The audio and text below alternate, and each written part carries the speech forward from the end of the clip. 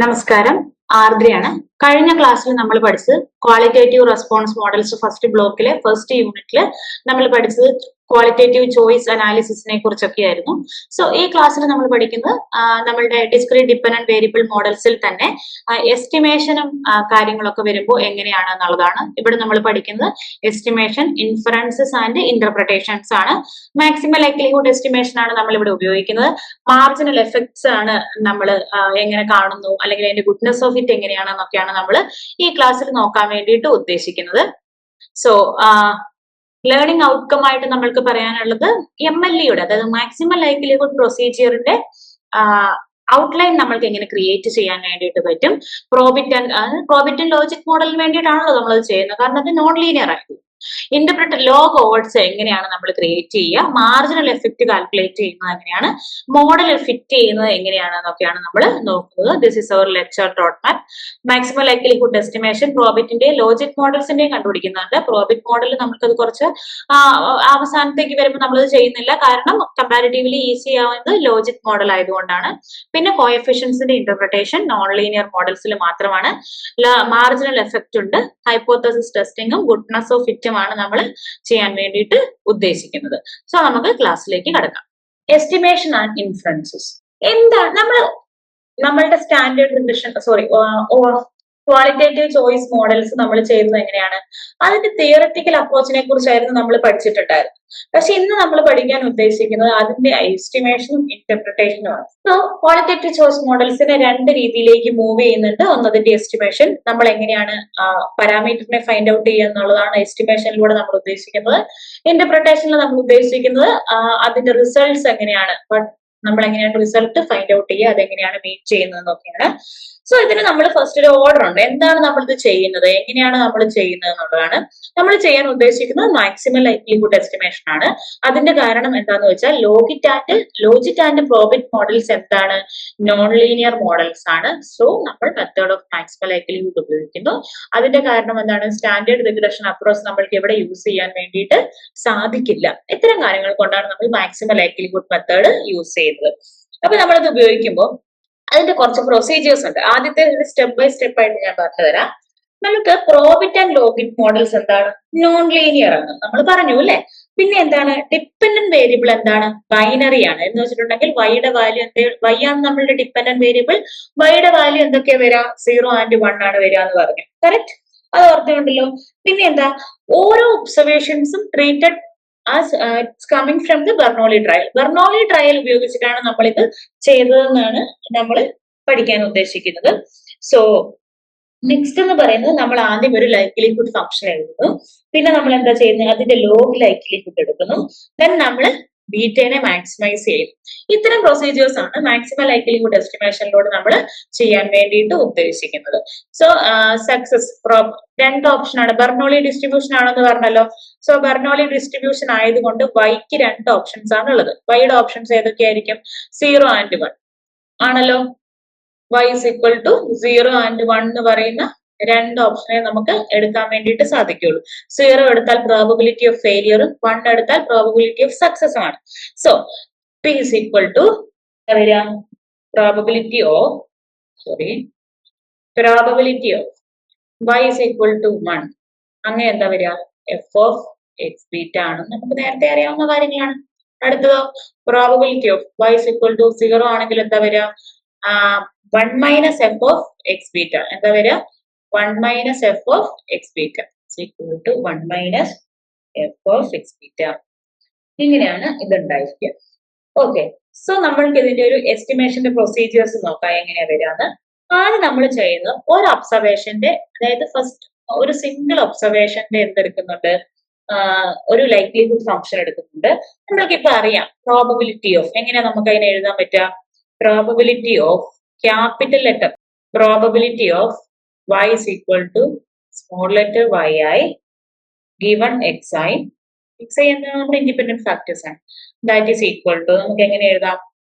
f of x beta whole to the power y into 1 minus f of x beta whole to the power 1 minus Y i ഇത്രയാണ് എഴുതുന്നത്. So കാരണം എന്താ, y is equal to 1 ആണെങ്കിൽ ഇതിന്റെ value F of X ബീറ്റയും y is equal to 0 ആണെങ്കിൽ 1 minus F of X ബീറ്റയും ആണ് ഇതിന്റെ എന്ന് പറഞ്ഞിട്ടുണ്ട്, വാല്യൂ എന്ന് പറഞ്ഞിട്ടുണ്ട്. നമ്മൾ ഇനി അടുത്ത് ചെയ്യാൻ ഉദ്ദേശിക്കുന്നത് n ഒബ്സർവേഷൻസിൽ എല്ലാ ഒബ്സർവേഷൻസും നമ്മൾ ഇൻഡിപെൻഡന്റ് ആണെന്ന് കരുതുന്നു. അപ്പൊ നമ്മൾ n ഒബ്സർവേഷൻസ് ഉണ്ടെങ്കിൽ അതിന്റെ ജോയിന്റ് ലൈക്ലിഹുഡ് ഫംഗ്ഷൻ ആണ് നമ്മൾ എടുക്കുന്നത്. അതെടുക്കുന്നത് പ്രൊഡക്റ്റ് ഓഫ് n ഒബ്സർവേഷൻസ് വെച്ചിട്ടാണ്. സോ നമുക്ക് ഇതിനെ എങ്ങനെ മാറ്റി എഴുതാം? Likelihood function എഴുതുകയാണല്ലോ. സോ നമുക്ക് അതിനെ എങ്ങനെ എഴുതാം? എൽ ഓഫ് ഈ പറയുന്ന ഇക്വേഷൻ ആണ് L of beta given data equal to product of i is equal to 1 to n. ഇനി എന്താ വരാ?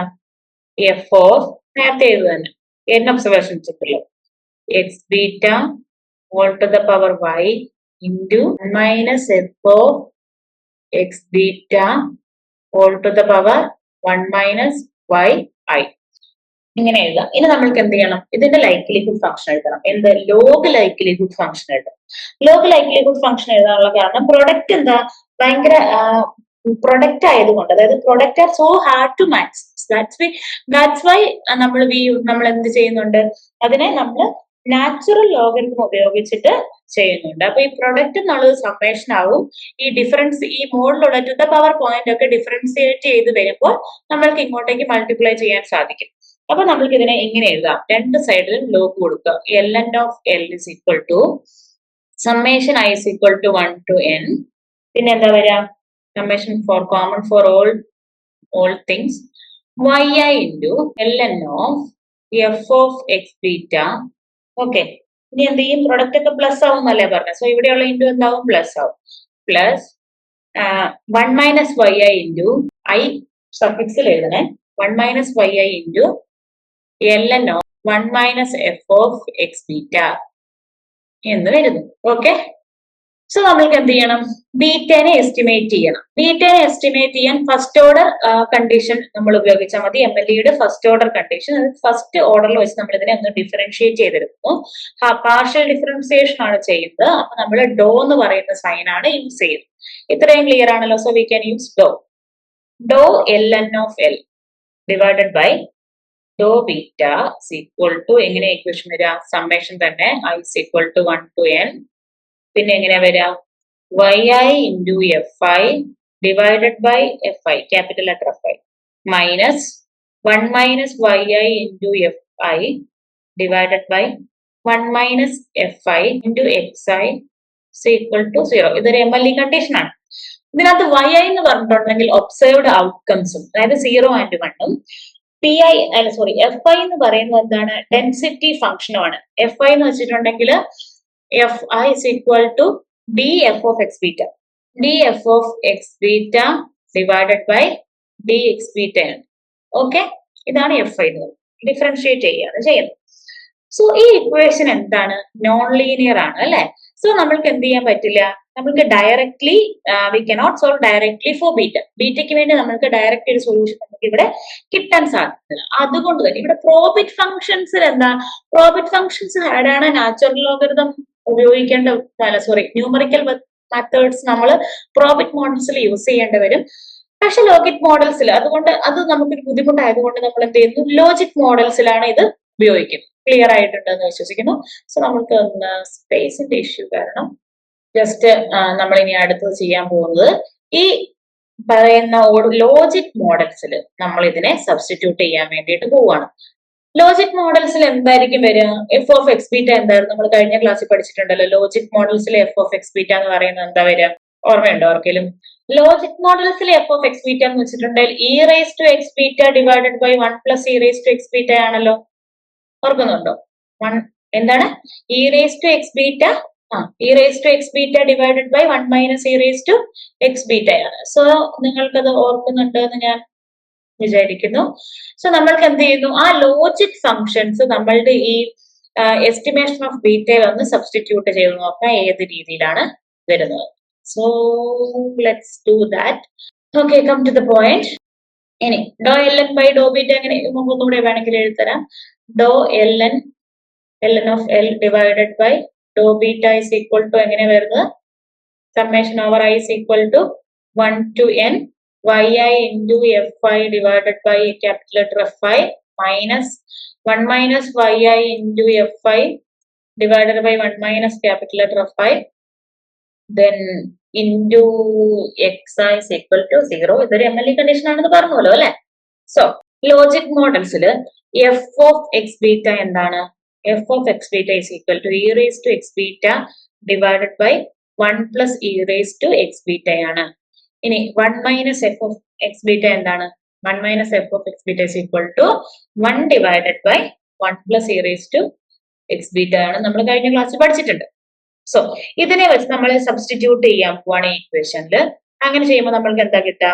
ഡോ ln of L divided by Dr beta is equal to summation over I is equal to 1 to n yi divided by 1 plus e raised to x beta plus 1 minus yi into minus e raised to x beta divided by 1 plus e raised to x beta into xi എന്ന് വരും.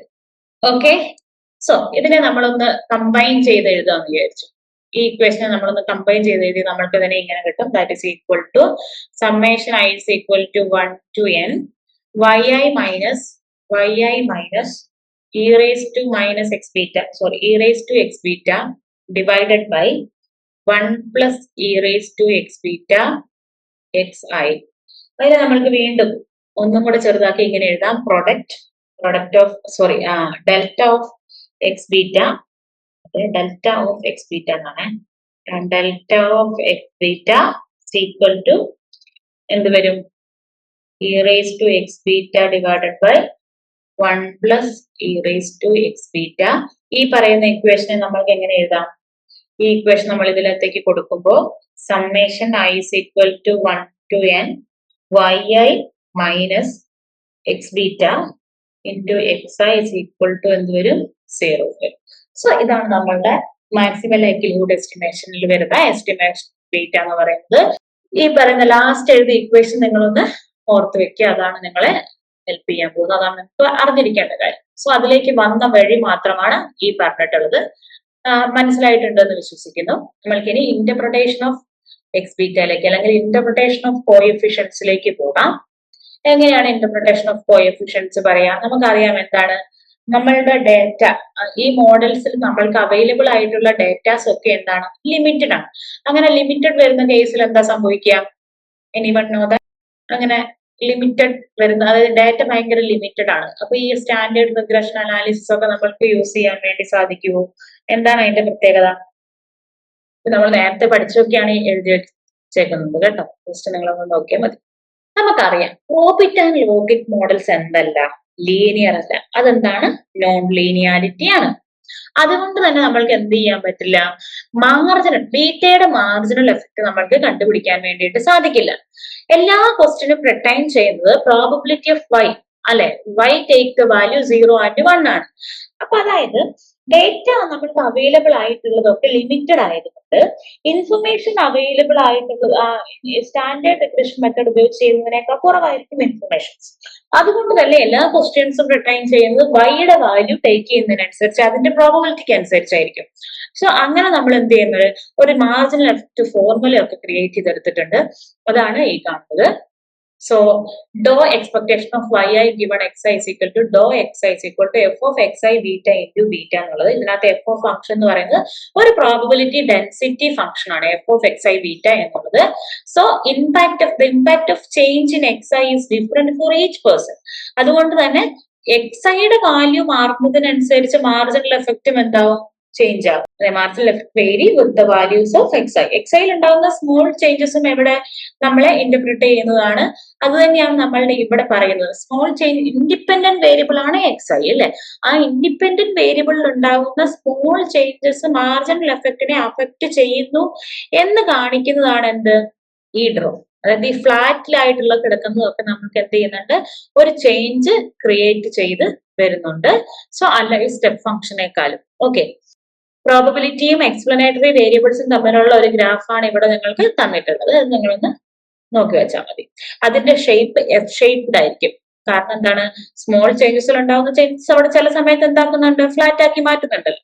So നമ്മൾക്ക് എന്ത് ചെയ്യാം, marginal effect in logit models പഠിക്കാം.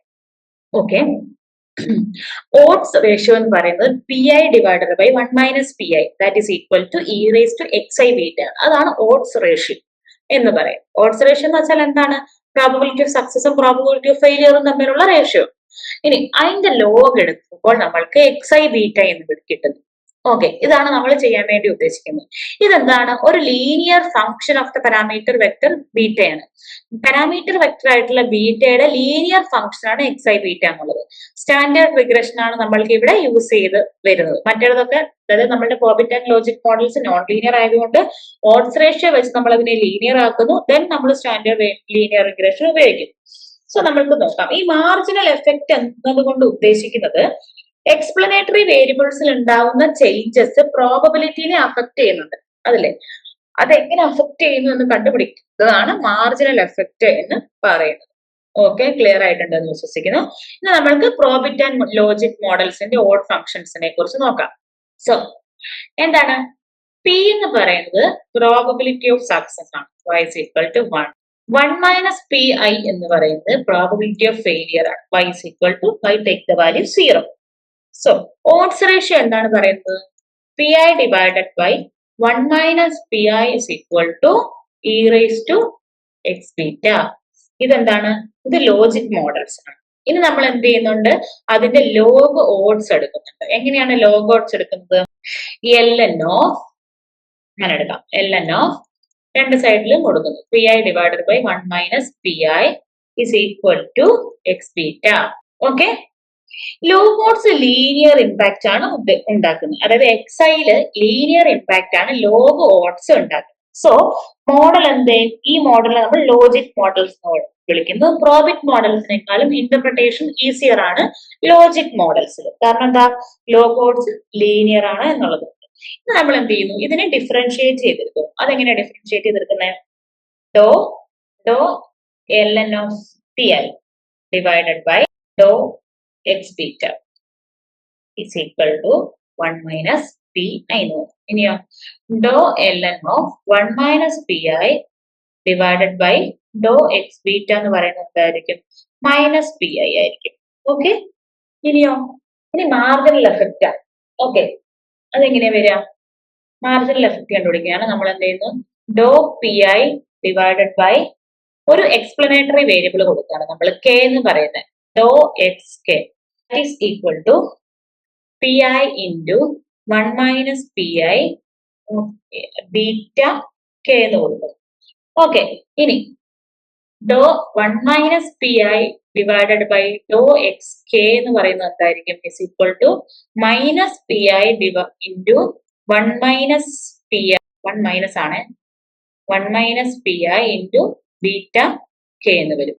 Okay, marginal effect dependent on coefficients അല്ലെ. So coefficient of beta കെയിൽ depend ചെയ്യുന്നുണ്ട്, പിന്നെ പ്രോബബിലിറ്റി പിയിലും ഡിപ്പെൻഡ് ചെയ്യുന്നുണ്ട്. സോ ഇഫക്റ്റ് എന്തായിരിക്കില്ല, കോൺസ്റ്റന്റ് ആയിട്ട് നിൽക്കില്ല, ഇത് എപ്പോഴും ചേഞ്ച് ആയിക്കൊണ്ടേയിരിക്കും. അതാണ് നമ്മൾ തൊട്ട് മുമ്പേ പറഞ്ഞ കാര്യം. സോ മാർജിനൽ എഫക്ട് എന്ത് ചെയ്യുന്നുണ്ട്, ഇൻഡിപെൻഡന്റ് വേരിയബിളിനെ ഡിപ്പെൻഡ് ചെയ്തത് കൊണ്ട് ബീറ്റയിൽ ചെറിയ ചെറിയ വ്യത്യാസങ്ങൾ ഉണ്ടാക്കുന്നുണ്ട് എന്നാണ് നമ്മളിപ്പോ പറഞ്ഞത്. ക്ലിയർ ആയിട്ടുണ്ടല്ലോ, ക്ലിയർ ആയിട്ടുണ്ട് വിശ്വസിക്കും. നമ്മൾക്കിത് അടുത്ത പാർട്ടിലേക്ക് പോവാം. ഈ മാർജിനൽ എഫക്ട് ജസ്റ്റ് ഓർത്ത് വെക്കുന്നത് നല്ലതായിരിക്കും, നമ്മൾക്ക് എവിടെയെങ്കിലും ഒക്കെ യൂസ് ചെയ്യാം, ലൈക്ക് പ്രോബ്ലം പേപ്പറിലൊക്കെ വരുമ്പോൾ നമുക്കത് ഉപയോഗിക്കാൻ വേണ്ടിയിട്ട് സാധിക്കും. ഇതുവരെ പറഞ്ഞതൊക്കെ മനസ്സിലായിട്ടുണ്ടാവും, നിങ്ങൾ ഇത് ജസ്റ്റ് എഴുതിയെടുക്കുക കേട്ടോ, അത് തനിയെ ചെയ്ത് നോക്കുക. ഒന്ന് നമ്മൾ നേരത്തെ കഴിഞ്ഞ ക്ലാസ്സിലും ഈ ക്ലാസ്സിലൊക്കെ ആയിട്ട് പറഞ്ഞ കാര്യങ്ങൾ മാത്രമാണ് നമ്മളിവിടെ സബ്സ്റ്റിറ്റ്യൂട്ട് ചെയ്ത് കൊടുത്തിട്ടുള്ളത്. സോ അതിനെ നിങ്ങൾ ഓർത്ത് വെച്ചിട്ടുണ്ടെങ്കിൽ നിങ്ങൾക്ക് ഈ ക്ലാസ് വളരെ സുഖമായിട്ട് മനസ്സിലാക്കാൻ വേണ്ടിയിട്ട് സാധിക്കും. കോംപ്ലിക്കേറ്റഡ് പേപ്പർ ആണ് എന്ന് പറഞ്ഞിരുന്നത് കൊണ്ട് കാര്യമില്ല, കുറച്ച് കോംപ്ലിക്കേറ്റഡ് ആണ്, എന്നാൽ കൂടെ നമുക്ക് ഇത് കുറച്ചുകൂടെ ഈസിയർ വേയിലേക്ക് നമുക്ക് ചിന്തിക്കാൻ വേണ്ടിയിട്ട് പറ്റും. സോ നമ്മൾ അടുത്തത് പഠിക്കുന്നത് ഹൈപ്പോത്തസിസ് ടെസ്റ്റിംഗ് ആണ്. സ്റ്റാൻഡേർഡ് പ്രൊസീജിയേഴ്സ് ആണ് അവൈലബിൾ ആയിട്ടുള്ളത്.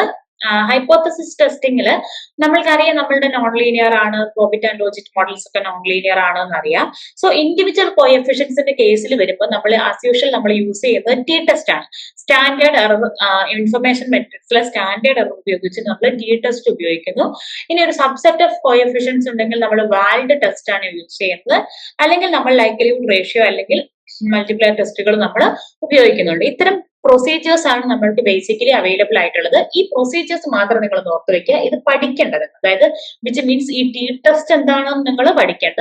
ഈ ടി ടെസ്റ്റ് ആണ് ഉപയോഗിക്കുന്നത്, വാൾഡ് ടെസ്റ്റ് ആണ് ഉപയോഗിക്കുന്നത്, അല്ലെങ്കിൽ ഇത്തരം കാര്യങ്ങൾ മാത്രം നിങ്ങൾ ഓർത്താൽ മതി. കാരണം പ്രോബിറ്റ് ആൻഡ് ലോജിക് മോഡൽസ് എന്ത് ചെയ്യുന്നില്ല, അവിടെ ഹെട്രോസെഡാസ്റ്റിസിറ്റിയും ഒമിഷൻ ഓഫ് വേരിയബിൾസും പ്രസന്റ് ആയിട്ടുണ്ട്. അതുകൊണ്ട് നമ്മൾ അത് എന്ത് ചെയ്യണം, വീണ്ടും ചെക്ക് ചെയ്യേണ്ടതായിട്ട് വരും. ഓക്കെ, പിന്നെ ഗുഡ്നെസ് ഓഫ് ഫിറ്റ് ആണ്. Goodness of fit, likelihood ratio index, LRI എന്ന് പറയുന്ന ഒരു ഇൻഡെക്സ് ഉണ്ട്. സോ ആ റെസിഡ്യുവൽ സ്ക്വയേഴ്സ് വെച്ചിട്ടാണ് നമ്മൾ അത് ചെയ്തിട്ടുള്ളത്. മാക്ഫെഡൻ ആണ് അത് കണ്ടുപിടിച്ചിട്ടുള്ളത്. സോ LRIയുടെ ഇക്വേഷൻ എന്ന് പറയുന്നത് 1 - ln of L divide by ln of L naught ആണ്. സോ ഇത് നമ്മൾ ഈ L എന്താണെന്ന് നമ്മൾ നേരത്തെ പഠിച്ചിട്ടുണ്ട്. 0ക്കും 1നും ബൗണ്ടഡ് ആണ്. 1 അറ്റൈൻ ചെയ്യുന്നില്ല ഒരിക്കലും, ബിക്കോസ് 1 - സംതിങ് ആണ്. So predictive ability table 2x2 contingency table നമ്മൾ യൂസ് ചെയ്യുന്നുണ്ട്. Hits and misses based on the prediction rule ആണ്. So Y hat cap is equal to lift of F of function, അതായത് നമ്മളുടെ probability density function ആണ്. പിന്നെ greater than F star ആയിരിക്കും. So അല്ലെങ്കിൽ otherwise is 0. So ഇത് നിങ്ങളൊന്ന് ജസ്റ്റ് പഠിച്ചു വെച്ചാൽ മതി.